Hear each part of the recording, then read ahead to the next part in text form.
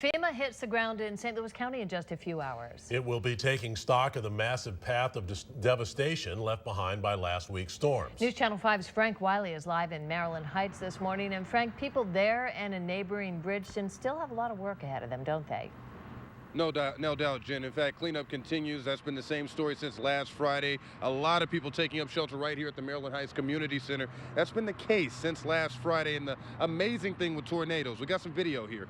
Many of the neighborhoods, they sit next to houses with little damage.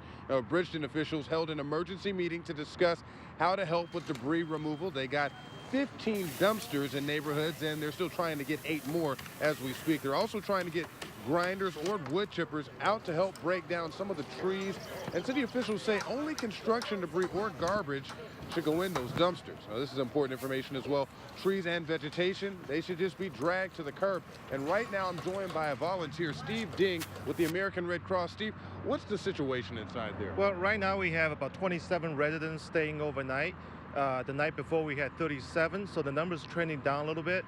We still have about 10 to 12 families here. They're from all over the place, Maryland Heights, Bridgeton, and some of the places.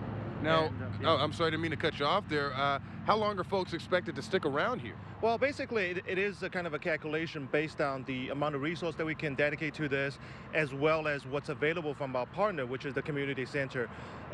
We basically look at if there's a justification for keep the shelter open, we'll keep the shelter open as long as we can, and then at some point, it will be more economical to find other alternatives for the residents. For example, we can put them in the hotel. Sure. If it's a smaller number. Then a lot of it also depends on when we start to open cases with those families. We try to figure out what's the exact situation with those families.